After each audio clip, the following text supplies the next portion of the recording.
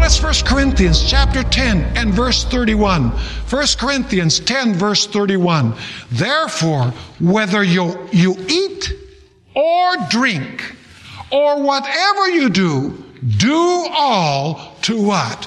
Do all to the glory of God. Let me ask you, does our health have anything to do with how we treat people? You know, some people, some Christians, many Christians I might say, for example, are addicts to coffee.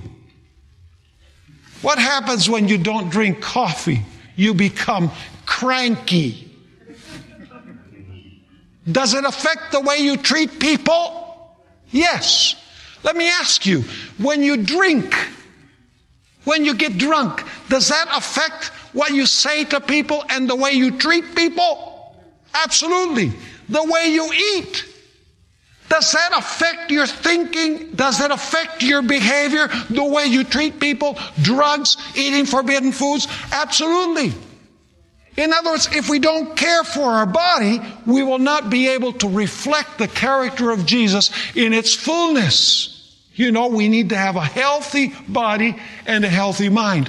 Do you know that the brain is a physical organ? And the mind operates through the brain.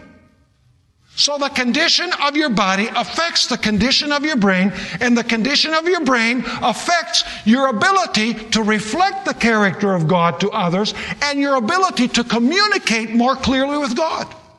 Because when we have a blurred mind, our communion with God is not full, and our treatment of our fellow human beings is not as God would have it.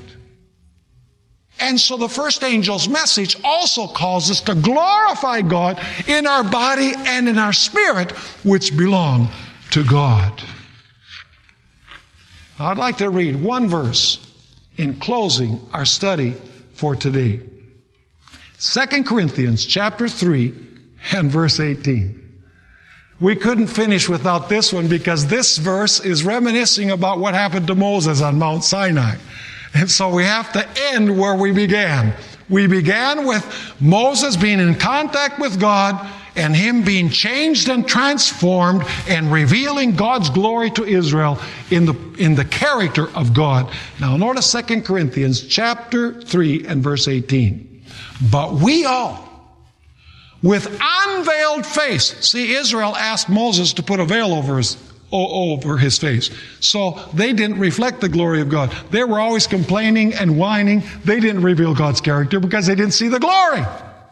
They said, put a veil over your face. The glory did not spill from Moses to the people. Are you understanding what I'm saying? God wanted the glory to spill from God, from Jesus to Moses, and then Moses with unveiled face to bring it to the people. But the people said, cover your face. Now notice, but we all with unveiled face, beholding as in a mirror the glory of the Lord. What do we need to behold? The same thing that Moses beheld. It says, beholding as in a mirror the glory of the Lord, are being what? Transformed. It doesn't happen overnight.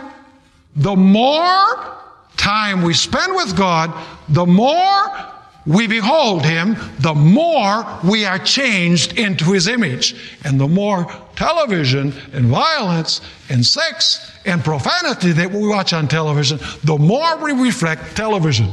It's a law of our mind that we are what we eat spiritually. You see, physically we eat through our mouth. Spiritually we eat through our ears and through our eyes.